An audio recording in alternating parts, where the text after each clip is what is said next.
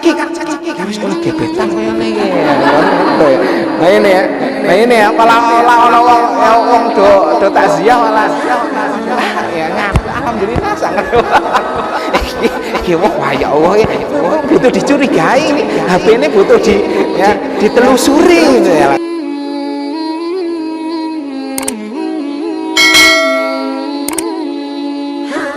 Akhwati fillah rahimani wa rahimakumullah. Ya, saya akan menyampaikan mungkin melanjutkan sedikit yang pernah saya singgung ya. Ini nanti kalau ditulis di situ pesan yang sangat mulia pesan yang agung sekali dari Rasulullah Muhammad SAW ketika beliau nanti di perang Tabuk ketika beliau ini akan akan melaksanakan perang Tabuk, dan ini menjadi tradisi orang-orang yang beriman. Makanya setiap segala sesuatu itu harus ada pengingat. Termasuk Rasulullah ini ketika akan menjalankan yaitu perlawanan ya dengan orang-orang di Bizantium pada saat itu, yang kemudian Rasulullah itu mendengar ada berita bahwa orang-orang Bizantium itu menyiapkan pasukan dengan jumlah yang sangat besar, ya. Jadi ingin melawan karena mereka menyampaikan kekalahan beberapa kali dengan kaum muslimin, maka mereka itu akan balas dendam, ya. Makanya Rasulullah SAW itu tidak tanggung-tanggung. Bahkan Rasulullah itu menyiapkan 30.000 pasukan. Bahkan di dalam riwayat itu disampaikan bahwa seluruh kaum muslimin ya yang sudah balik itu harus berangkat. Ya, memang betul-betul dikerahkan. Ya, pokoknya harus berangkat semuanya. Ya, ini ya baik orang yang sudah lama nanti keislamannya ataupun yang masih baru. Ya, orang-orang di Madinah, karena di Madinah itu nanti ada orang-orang yang baru. Makanya nanti di dalam perjalanan din ini ada di dalam beberapa, kalau dibuka dalam Sirah Nabawi, di dalam beberapa peperangan itu ada orang-orang yang baru. Yang ini juga kadang-kadang menjadi masalah juga ya, namanya orang baru.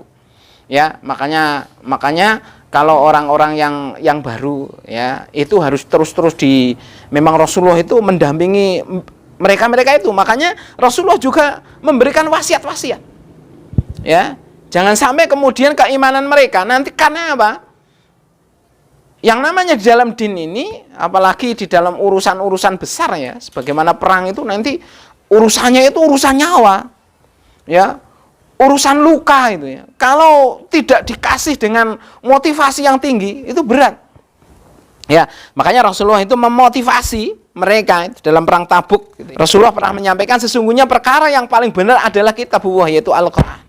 Itu adalah perkara yang paling benar, ya. Makanya tidak ada keraguan terhadap Al-Quran sedikit pun.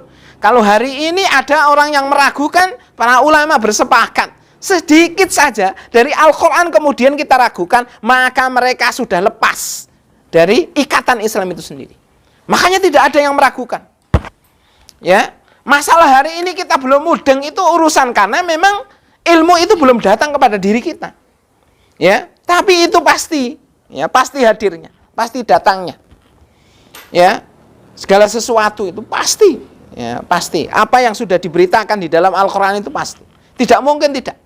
Silahkan hari ini orang-orang kafir itu mentertawakan.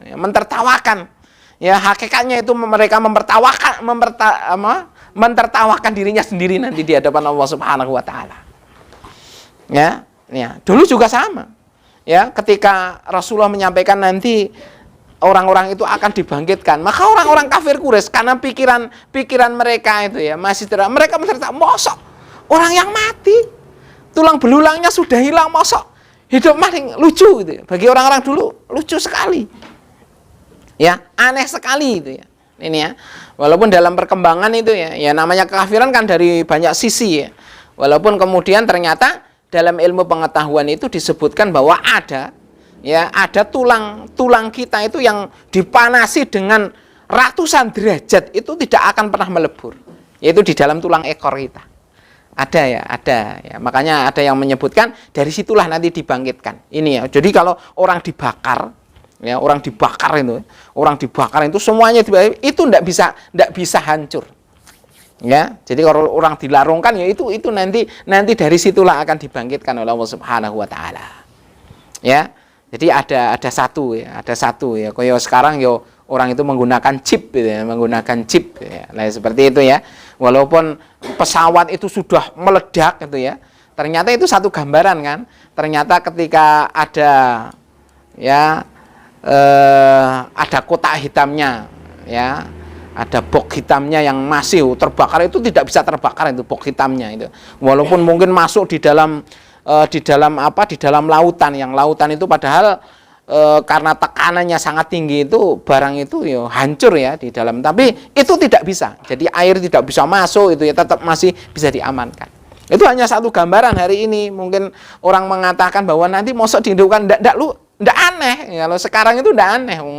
Ya, teknologi sekarang saja sudah mengarah ke sana itu ya. Jadi maknanya ada sesuatu, memang nanti rekaman kita itu masih bisa dibuka kembali. Ya. Makanya di sini sesungguhnya perkara yang paling benar itu adalah kitabullah. Pegangan yang paling kokoh adalah kalimat takwa.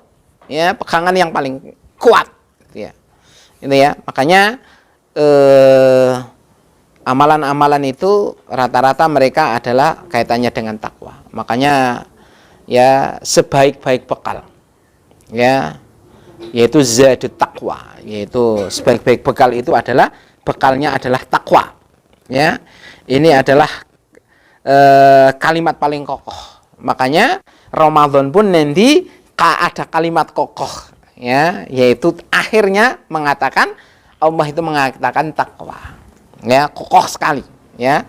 Makanya kalau hanya sekedar jenengan nanti kok poso itu nanti bisa turun timbangan 5 kilo itu lemah sekali. Nah, jenengan mau turun sekilo aja jenengan tidak mesah misuh sebulan sekilo ya mbak turunnya keton banget nyong. Nah, seperti itu ya, karena kalimat itu lemah.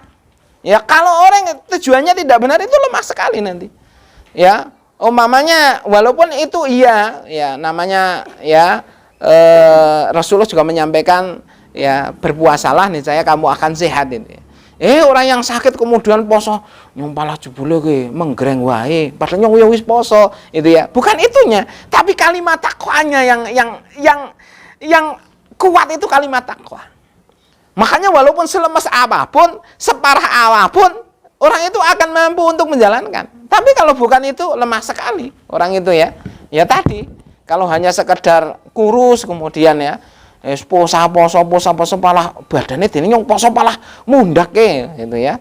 Karena orang poso itu nagi buko itu enake pol-polan itu ya. Makanya wah ya balas dendam nyong kan ora sarapan, orang madang awan, orang madang bengi, entek-entekno itu ya lah, seperti itu ya. Kolak sepiring ngomongnya ya, gorengan sepiring, wah gantine tadi yo ngumpul. Ya jebule ora ceking malah tambah ya seperti itu ya. Nanti gen sahur ngomong maning nyong asdina ora, wah opo-opo lalap kabeh itu asdina ora sih ya, seperti itu ya. Nah ini ya. Makanya kalau hanya kalimat itu lemah itu ya, tapi kalimat takwa inilah yang kemudian berat gitu ya, yang berat ya, yang menjadikan ya orang-orang itu mampu ya untuk memikul ya. Ini ya, dan ingat bahwa nanti Ramadan ini pahalanya ndak usah dihitung, karena Allah sendiri sudah mengatakan nanti urusan puasa ini adalah aku yang akan mengganjar, aku yang akan memberikan, saking besarnya.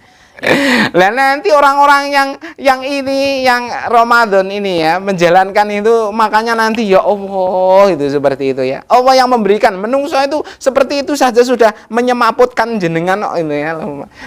Nanti di hadapan Allah, Masya Allah. Makanya isinya nanti orang di jannah itu isinya hanya memuji Allah. Saking ditambahnya, Masya Allah, Subhanallah ya Allah, seperti itu ya. Lah saking ditambah terus kok orang yang di jannah itu nanti akan ditambah dan ditambah oleh Allah Subhanahu wa taala, tidak dikurangi. Ya, tidak dikurangi atau setak. Ya, makanya jangan bayangkan ngembenke kalau di jannah itu ndak ada jenengan itu cuma menikmati, kadang-kadang kan jenengan kan sombong. yo bosen nek jegang-jegang nang kono ya. Wah, sombong sekali. Nang swarga bosen ya. Itu kan nek nang omahe jenengan rono ya, isine popoke anake ya, seperti itu ya. Asah-asahan yo. Ya jenengan ya bosen ya Allah, bosen banget ya orang ngopo-ngopo seperti itu. Nanti di jannah itu ya isinya bagus-bagus walaupun di sana mereka itu kemudian ya bahkan mereka itu bersandar ya, ini yang paling empuk, di hadapan mereka ada pemandangan gitu ya. Nah, ini ya jenengan itu tidak pernah bosan karena terus meningkat ya, kenikmatan meningkat terus seperti itu ya. Makanya ini Masya Allah ya, nanti jenengan dikasih kabar ya, dulu Ramadan ini jenengan pahalanya ya itu ya saya tidak bisa menyebutkan karena dicatat itu wow banget kalimatnya. Ini langsung ngajak Allah Subhanahu wa taala yang ngasih. Seperti itu ya. Masya Allah ya, luar biasa ya. Makanya nanti kenikmatan yang sangat luar biasa ya, yang kita nanti dari Allah Subhanahu wa taala. Ya. Kemudian beliau menyampaikan sebaik-baik agama adalah agama Ibrahim. Ya, sebaik-baik agama. Ya. Sebaik-baik contoh untuk diikuti adalah Muhammad. Ya, makanya di sini disampaikan bahwa sebaik-baik agama itu adalah agama Ibrahim, maka paling banyak diadopsi ya untuk dimasukkan ke dalam din ini adalah millah Ibrahim. Ya, agamanya Nabiullah Ibrahim. Itu paling banyak diadopsi oleh Rasulullah SAW dibandingkan dengan nabi-nabi yang lain. Ya, itu paling banyak. Ya, karena terbaik. Bahkan sampai zaman Rasulullah pun di dalam Sirah Nabawi disampaikan orang-orang Arab itu masih menggunakan milah Ibrahim. Ya, jadi agamanya Ibrahim itu masih di bawah. Contohnya makanya orang-orang Arab dulu masih mereka itu bertawaf. Kalau buru mereka tawaf walaupun sudah berbeda, tapi tawafnya itu masih. Walaupun tawaf dulu itu mereka itu telanjang. Jadi mereka mengatakan bahwa yang namanya pakaian itu penuh najis, penuh kotoran, maka mereka melepas di hadapan Allah itu mereka suci, menganggap bahwa suci itu kemudian mereka melepas dan mereka keliling. Ya seperti tawafnya 7 kali. Makanya Rasulullah ketika kemudian Islam itu sudah menang, maka Rasul mengatakan yang pertama kali akan saya ubah ini adalah kaitannya adalah dengan tawaf. Ya, Rasulullah mengatakan seperti itu, tawaf. Karena apa? Tawaf dulu itu dengan bertelanjang, maka kemudian Rasulullah mengatakan menutup aurat. Ya, makanya kemudian mereka harus berpakaian. Walaupun di zaman Rasul itu di dalam Sirah Nabawi itu dikatakan masih ada orang. Jadi agen ana wong sing seperti itu. Rasulullah itu sudah di Madinah, ada orang yang tawaf itu telanjang. Ya, masih telanjang. Makanya Rasulullah mengatakan yang pertama akan saya ubah seperti itu. Itu ya, termasuk syariat-syariat di dalamnya. Bahkan banyak sekali. Sampai dulu hulu pertama kali juga masalah ini. Hulu pertama itu adalah masalah Rasulullah kan menyampaikan ya ketika orang itu melempar jumrah itu Rasul mengatakan maka lemparlah dengan kerikil ya jumrah itu itu adalah untuk melaknat setan ya, melaknat setan. Maka para sahabat itu setelah itu cari kerikil kemudian dibalangno. Kemudian ada yang berpikir, wah nek kerikil koyo-koyone setan ya lara sih, tapi jal nek watune semene-mene ora bocor. Ya, seperti itu ya. Nah ini ya. Kemudian para sahabat itu sudah mencari ketika mau lempar jumroh itu, mereka sahabat itu udah gede-gedean. Wah, yang gede. Setan yang kuapok gitu ya. Nek kerikil wae cedak gitu. Rasane walaupun melenting titik ya, seperti itu. Jual nek semene-mene wah bauk seperti itu. Maka mereka seperti itu. Wah, cari itu ya. Maka mereka melempar. Itu makanya sampai berita kepada Rasul. Makanya disebutkan para ulama, itulah hulu pertama. Hulu pertama. Ya, lah ini ya. Dan maknanya hari ini Masya Allah, kenapa Rasulullah itu memilih kerikil padahal itu dalam rangka. Coba kalau hari ini kita berpikir, haji itu sudah jutaan orang. Wong kerikil loh sekarang sing nang ngarep itu cok kenangan, coba nek kemudian besar-besaran, semakin besar, semakin hebat gitu ya. Oh, mati kabeh jamaahnya itu ya. Sing sekong mburi ora nyandak blak gitu. Nah, itu ya. Makanya Rasul mengatakan cukup kerikil ya, aja kerikil itu ya untuk melempar itu ya, seperti itu. Ya, ini ya, karena din ini tidak mungkin. Jadi din ini akan dibawa sampai akhir zaman. Coba ya, betul sekarang itu ya, yang namanya orang-orang melempar jumroh saking angele usuku sekan, padahal waktunya wis hampir habis kan, mereka suka jarak jauh, yang penting kuaton, bualangno itu ya. Kadang-kadang coba wong sepuh ora nyanda ya. Nah nek krikil kan kena pol-pole, sopo ya seperti titik gitu ya. Saya dianggap setan po ya. Wah nek gede ya walah ya Allah ya itu. Ya areng ngangkat ya, areng uyak ya angel gitu ya, seperti itu. Ya, makanya itu hulu pertama. Hulu pertama di dalam din ini ya. Nah ini ya, makanya awanillah di sini ya, sebaik-baik agama adalah agama Ibrahim, sebaik-baik contoh itu adalah contoh dari Nabi Muhammad SAW. Sebaik-baik perkataan adalah zikrullah, ya. Perkataan itu adalah zikrullah. Ya, maka bahasilah kita itu dengan zikir. Makanya seharusnya sekarang kalau ada orang yang kemudian hari ini mengambil pintas jalan menuju sekarang kan banyak orang ya, kemudian pergi minta kekayaan itu ya. Seharusnya antum-antum ini harus promo itu. Sekarang itu harusnya diganti. Kalau jenengan pengen kaya, ke masjid, ke tempat-tempat ibadah. Seharusnya sudah mulai digaungkan seperti itu. Dengan apa? Dengan berzikir. Karena sampai-sampai istighfar itu, istighfar sebanyak-banyaknya.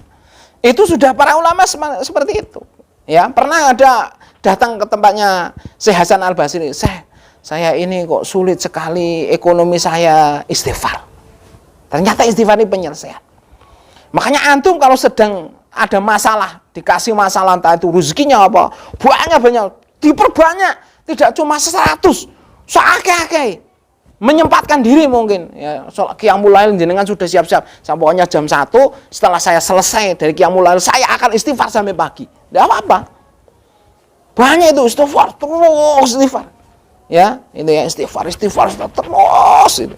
Itu sampai dikatakan bahwa ucapan itu ya, sampai kemudian orang yang tidak dikasih keturunan istighfar sebanyak-banyaknya. Ya, yang sedang dikasih sakit istighfar itu. Karena fungsi istighfar itu seharusnya orang-orang itu sudah mulai dibawa ke situ. Ya, sekarang kan banyak orangnya yang kemudian pergi ke dukun, ya, pergi ke tempat-tempat sakral untuk mendapatkan itu ya. Padahal yang namanya itu akan hilangnya itu gampang, ya. Hartanya itu hilangnya gampang.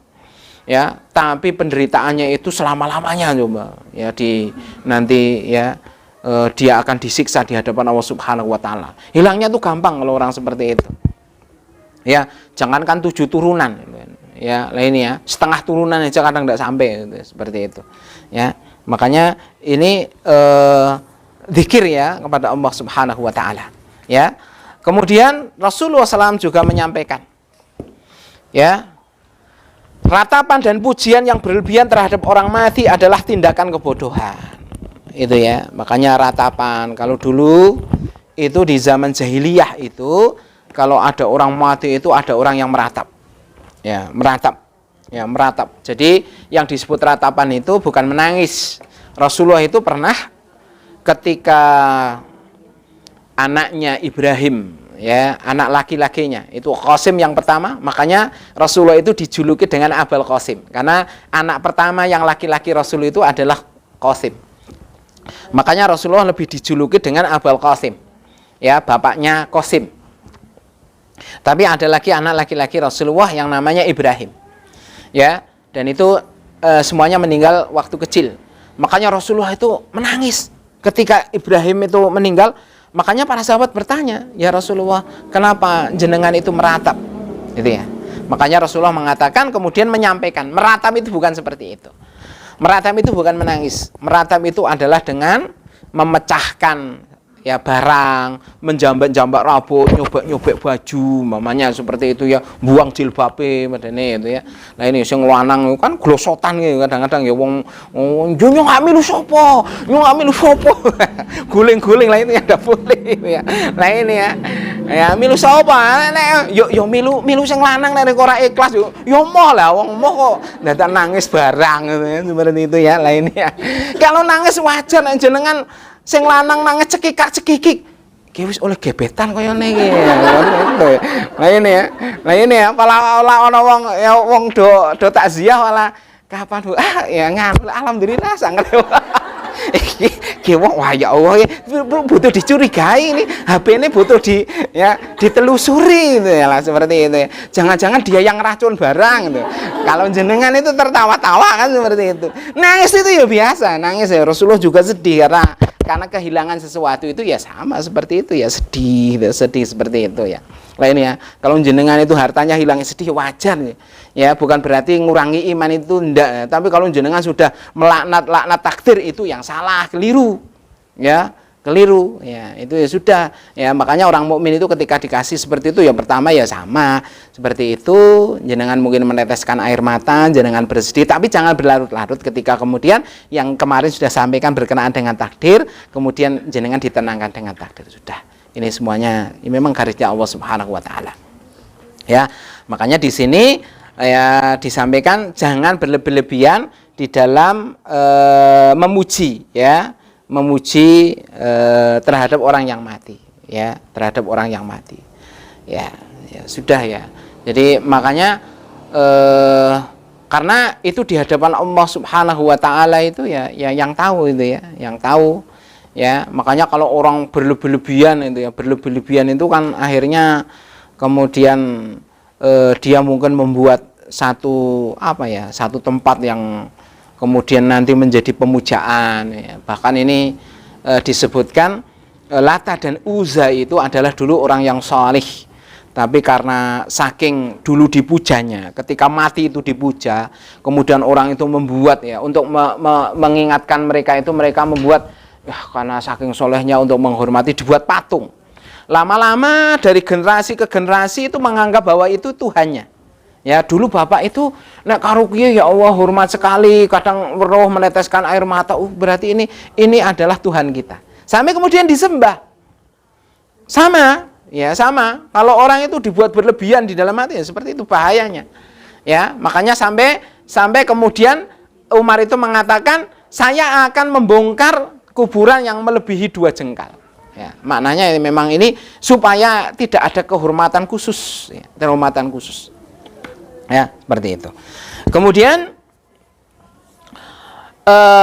pengkhianatan, ya dikatakan ini ya, pengkhianatan itu membawa seorang kepada api neraka. Pengkhianatan, ya, ini ya. Makanya antum itu jangan menjadi pengkhianat. Ya. Apakah ada dulu di dalam Islam itu? Saya punya buku tentang pengkhianat di dalam tubuh kaum muslimin. Rata-rata hancurnya kekhilafan Islam itu yaitu dari pengkhianatan. Dan kebanyakan saya membaca itu dari orang-orang Syiah di dalamnya yang menyusup menjadi pengkhianat. Karena Syiah itu punya takiyah, ya, punya boleh berbohong. Ya, mereka itu berbohong. Maka rata-rata kehancuran itu dari para pengkhianat.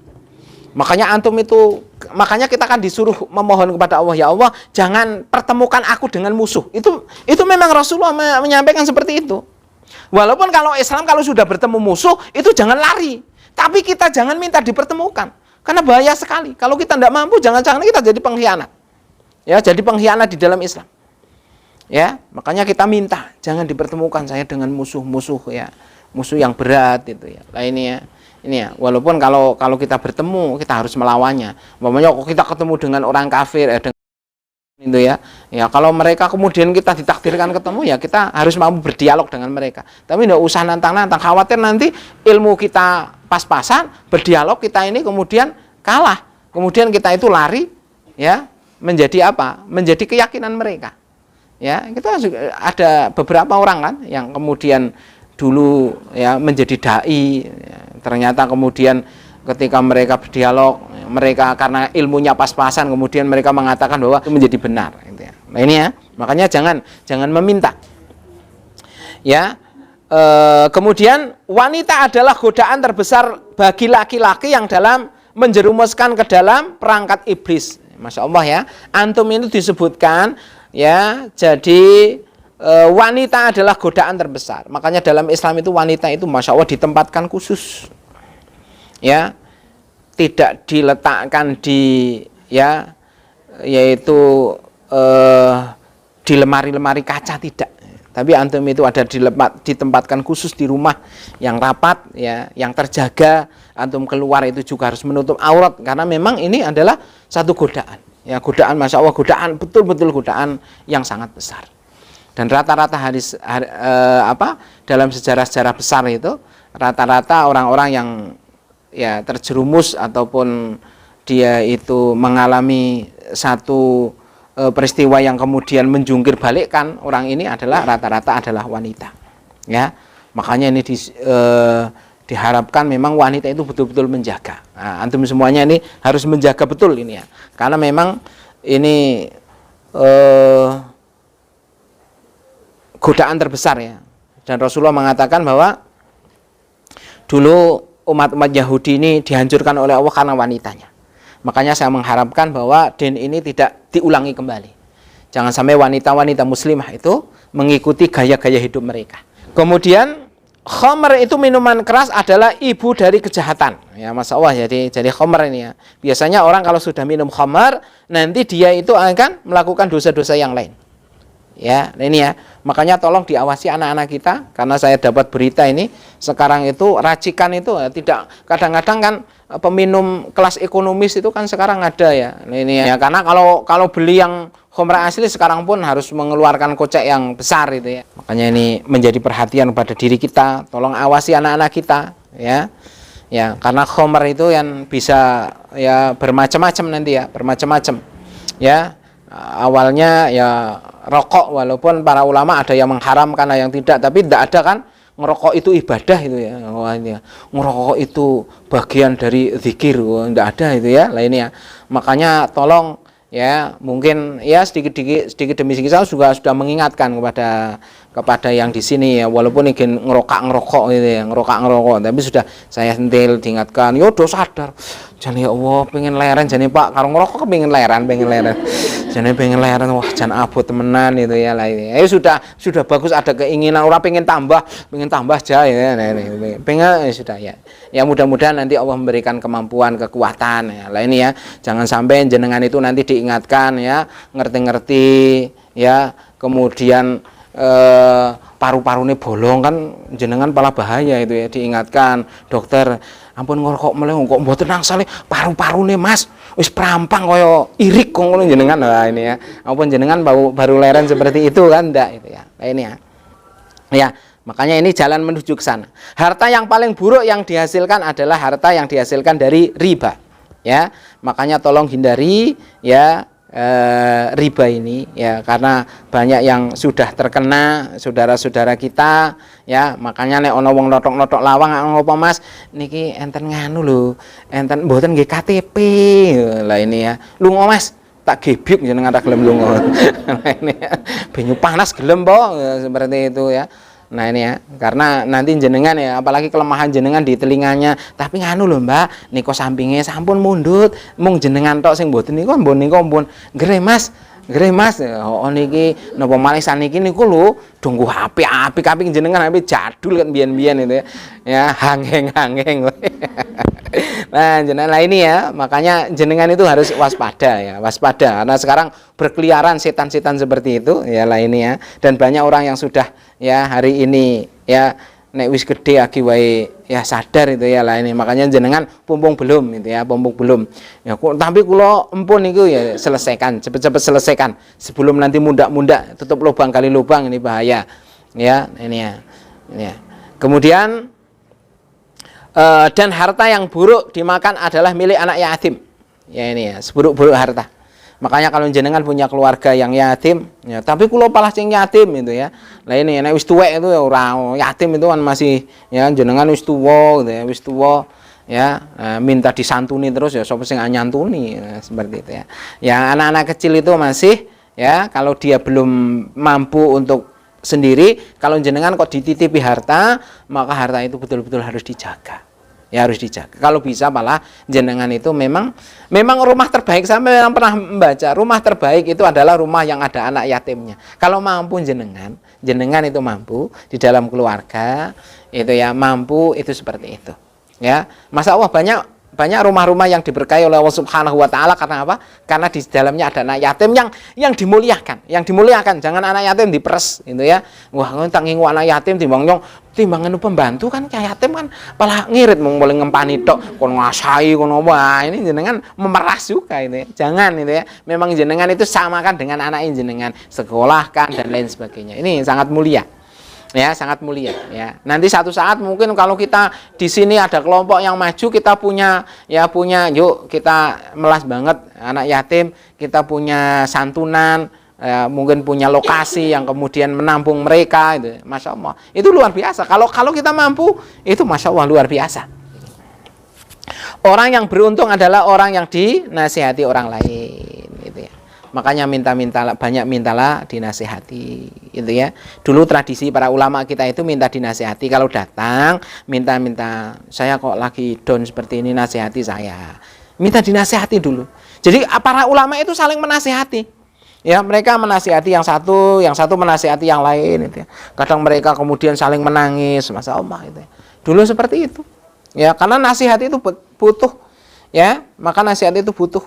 Ya, makanya minta dinasihati. Suami juga boleh nasihat. Mas, kok nyuaki ora penak nasihati saya.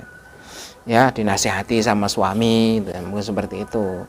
Ya, sama keluarga dan lain sebagainya. Ya, itu adalah nilainya sangat tinggi sekali. Ya, makanya akhwati fillah, monggo bareng-bareng kita untuk menjalankan kebaikan-kebaikan di hadapan Allah Subhanahu wa taala dari satu ketaatan yang lain ya. Saya mengharapkan ya terus gali semangat ya, kemudian kesehatan tolong dijaga betul ya. Makanya monggo ini karena mau menjelang Ramadan itu kan memang kita salah satunya Rasulullah juga menyampaikan untuk jaga kesehatan.